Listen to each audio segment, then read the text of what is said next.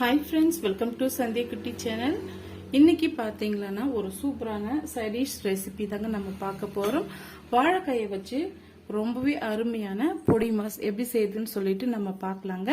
அதுக்கு பார்த்தீங்கன்னா ரொம்ப முத்தன வாழைக்காயும் இல்லாம ரொம்ப இலசான வாழைக்காயும் இல்லாம இது போல மீடியமான நடுத்தரமான வாழைக்காயை எடுத்துக்குங்க. இப்போ இந்த ஓரப்பகுதியை நம்ம நீக்கிடலாம். இதை நம்ம கட் பண்ணி எடுத்துக்கலாங்க.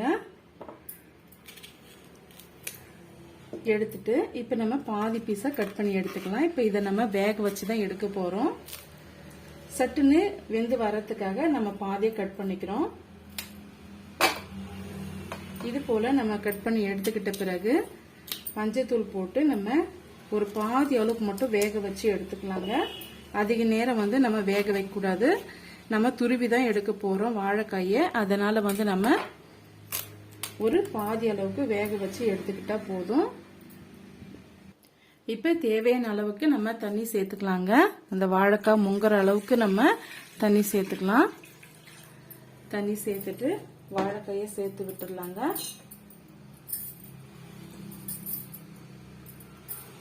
இந்த மேல் தோல் எல்லாம் அது வெந்து வரும்போது நல்லா பிரிஞ்சு வருங்க. அந்த அளவுக்கு நம்ம வேக வச்சுக்கலாம்.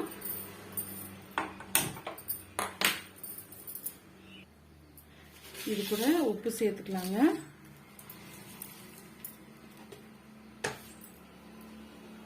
ஒரு 1/4 டீஸ்பூன் அளவுக்கு மஞ்சத்தூள் சேர்த்துக்கலாம். சேர்த்துட்டு மூடி போட்டு ஒரு 2 லிருந்து ஒரு 3 நிமிஷம் வேக வச்சு எடுத்துக்கலாங்க.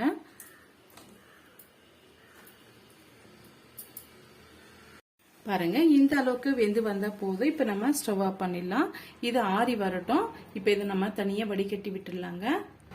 இப்ப நம்ம அதே கடாயை பயன்படுத்திக்கலாங்க. பயன்படுத்திக்கிட்டு நம்ம எடுத்திருக்கிற 2 வாழைக்காய்க்கு 1 டீஸ்பூன் அளவுக்கு மிளகு கரெக்டா இருக்கும். நம்ம மிளகாய் தூள் சேர்க்க போறது இல்லைங்க. 1 டீஸ்பூன் அளவுக்கு சீரகம் மீடியமான ஹீட்லயே இருக்கட்டும். 1 டீஸ்பூன் அளவுக்கு துவரம்பருப்பு சேர்த்துக்கலாம். இப்ப இது கூடவே ஒரு 1/2 டீஸ்பூன் அளவுக்கு மல்லித்தூள் மல்லி விதை சேர்த்துக்கலாங்க. இப்ப இது எல்லாம் சேர்த்து பொன்னிறமா நம்ம வறுத்து எடுத்துக்கலாம். காரத்துக்காக இந்த பொடியை தான் நம்ம யூஸ் பண்ண போறோம். மீடியமான ஹீட்ல வச்சு இது நல்லா ஒரு கோல்டன் கலர் வர வரைக்கும் நம்ம வறுத்து விட்டுக்கலாங்க. பாருங்க, நல்லா ஒரு கோல்டன் கலருக்கு வந்துருச்சு. இது நம்ம ஒரு பிளேட்டுக்கு மாத்திக்கலாம். இப்ப அதே கடாயை நம்ம பயன்படுத்திக்கலாங்க. ஒரு குழிக்கரண்டி அளவுக்கு நம்ம ஆயில் சேர்த்துக்கலாம். இப்ப இதுக்குள்ளார நம்ம வேக வச்சிருக்க அந்த வாழைக்காய் தோலை நீக்கிட்டுலாங்க.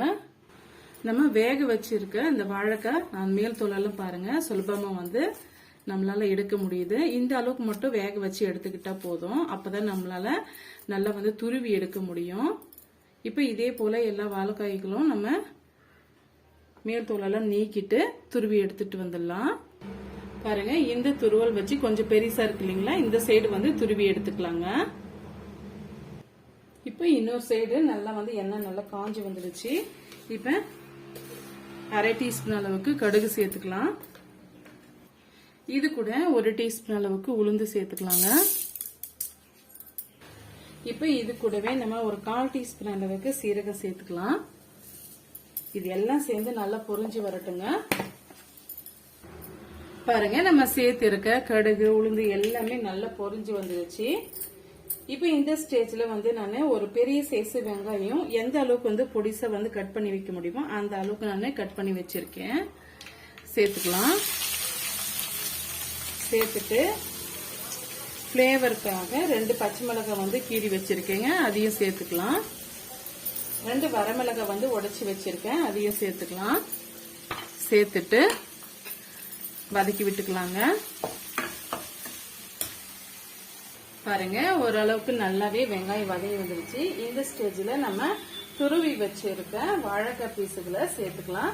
நீங்க கட் பண்ணிட்டு கூட சேர்த்துக்கலாங்க. ஆனா நம்ம ஓரளவுக்கு தான் நம்ம வாழைக்காய வேக வச்சு எடுத்திருக்கோம். இப்ப இதோட சேர்த்து விட்டுக்கலாம்.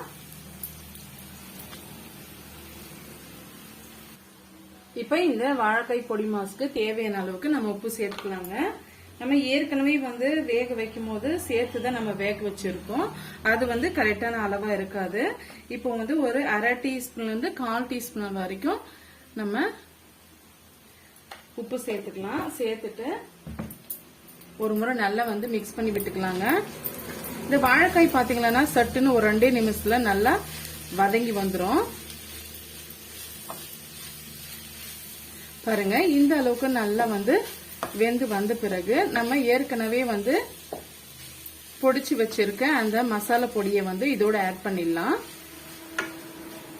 நீங்க விருப்பப்பட்டீங்கன்னா இந்த ஸ்டேஜ்ல நீங்க மஞ்சள் பொடி கூட ஆட் பண்ணிக்கோங்க. கொஞ்சம் ஒயிட்டா இருந்தா நல்லா இருக்கும்னு சொல்லிட்டு நான் மஞ்சள் பொடி ஆட் பண்ணல. இப்ப நம்ம பொடி பண்ணி வச்சிருக்க இந்த பொடியை வந்து சேர்த்து விட்டுக்கலாங்க. சேர்த்துட்டு இப்ப இது கூடவே நம்ம துருவின தேங்காய் வந்து நான் ஒரு அரை மூடி அளவுக்கு நான் எடுத்து வச்சிருக்கேன். தாராளமா நாங்க சேர்த்துக்கிறேன். நல்லா இருக்கும். இது சாதத்தோட பிசைஞ்சு சாப்பிடும் போது ரொம்பவே டேஸ்டியா இருக்கும். அதனால நான் அரை மூடி அளவுக்கு தேங்காய் துருவலை எடுத்து இதோட சேர்த்து விட்டுக்கிறேன். சேர்த்துட்டு ஒரு 2 நிமிஷம் வந்து இந்த தேங்காயோட இந்த பச்சை வடை போற வரைக்கும் நம்ம மிக்ஸ் பண்ணி விட்டுக்கலாங்க. அதுக்கு நேரம் நம்ம கலர வேண்டிய அவசியம் இல்லை.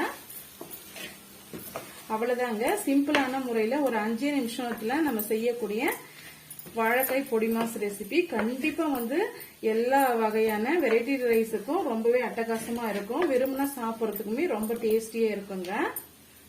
அவ்வளவுதாங்க. நம்ம வாழைக்காய் பொடி மாஸ் வந்து ரொம்ப அட்டகாசமா ரெடி ஆயிடுச்சு. இப்ப நம்ம சர்வ் பண்ணிக்கலாம். எப்போதுமே ஒரே மாதிரி செய்யாம இது போல டிஃப்ரெண்டான முறையில நீங்க செய்து பாருங்க. இப்ப இந்த பொடி மாஸ் பாத்தீங்கன்னா சப்பாத்தியோட ரோல் மாதிரி வச்சு கூட நம்ம சாப்பிடலாம். ரொம்பவே டேஸ்டியா இருக்கும்.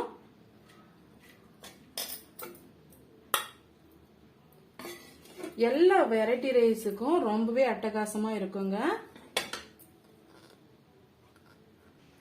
ரொம்பவே டேஸ்டியான இந்த வாழைக்காய் பொடி மாஸ் ரெசிபி உங்களுக்கு பிடிக்கும்னு நினைக்கிறேன். பிடிச்சிருந்த மறக்காம சந்திக்குட்டி சேனலுக்கு சப்ஸ்கிரைப் பண்ணுங்க, லைக் பண்ணுங்க, ஃப்ரெண்ட்ஸ் அண்ட் ஃபேமிலியோட நிறைய ஷேர் பண்ணுங்க.